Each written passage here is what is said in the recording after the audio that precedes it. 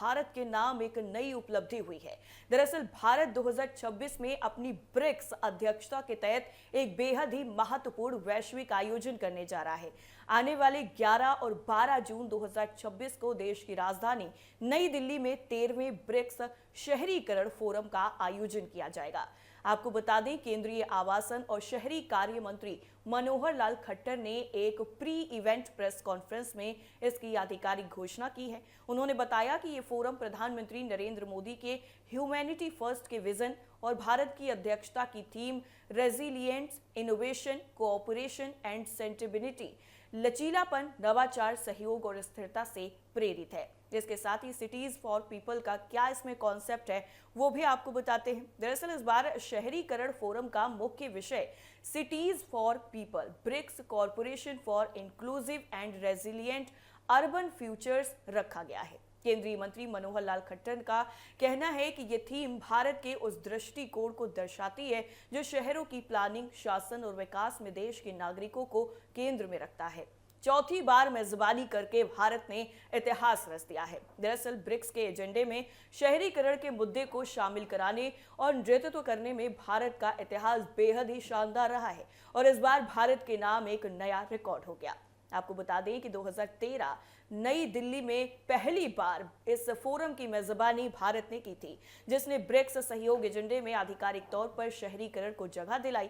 2016 में विशाखापट्टनम में दूसरी बार भारत ने स्मार्ट सिटी और सतत शहरी विकास के फोकस के साथ मेजबानी की। 2021 में वर्चुअल महामारी के बाद शहरों की आर्थिक रिकवरी को लेकर भारत ने डिजिटल के जरिए से इसका नेतृत्व किया। 2026 अब नई दिल्ली में चौथी बार इस मंच की मेजबानी कर भारत शहरी नीतियों के वैश्विक आदान प्रदान को नई ऊंचाइयां देने जा रहा है।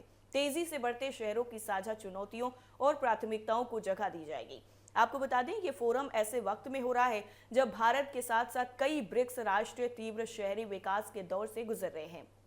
आपको बता दें कि इस दौरान सभी देश आवास, गतिशीलता, जलवायु जोखिम, नगर निगमों की क्षमता, शहरी वित्त और नागरिक सेवाओं से जुड़ी साझा चुनौतियों का लगातार सामना कर रहे हैं। अब भारत के नाम एक नया रिकॉर्ड हो गया है।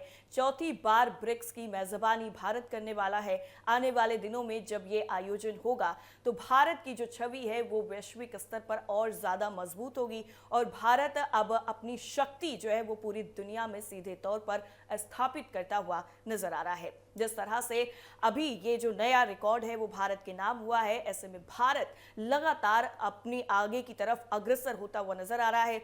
विश्व गुरु की अगर जो हम छवि की बात करें तो विश्व गुरु की जो छवि है वो लगातार भारत की मजबूत होती हुई नजर आ रही है। वैश्विक स्तर पर अगर देखें तो एक तरफ ईरान और अमेरिका का लगातार युद्ध चल रहा है, ऐसे में भारत अब जो है चौथी बार ब्रिक्स की मेजबानी करेगा और तमाम जो देशों के नेता हैं वो यहाँ पर मौजूद होंगे।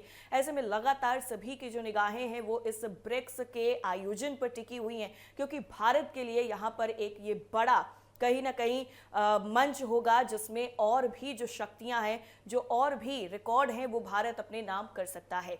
वैश्विक स्तर पर जिस तरह से भारत चौथी बार ब्रिक्स की मेजबानी करेगा वो अपने आप में भारत के लिए एक नया रिकॉर्ड जो है वो बनाता हुआ यहाँ पर नजर आएगा। भारत के नाम एक नई उपलब्धि हो गई है और इस उपलब्धि से पूरे देशवासी गर्व से अपना सीना चौड़ा कर रहे हैं।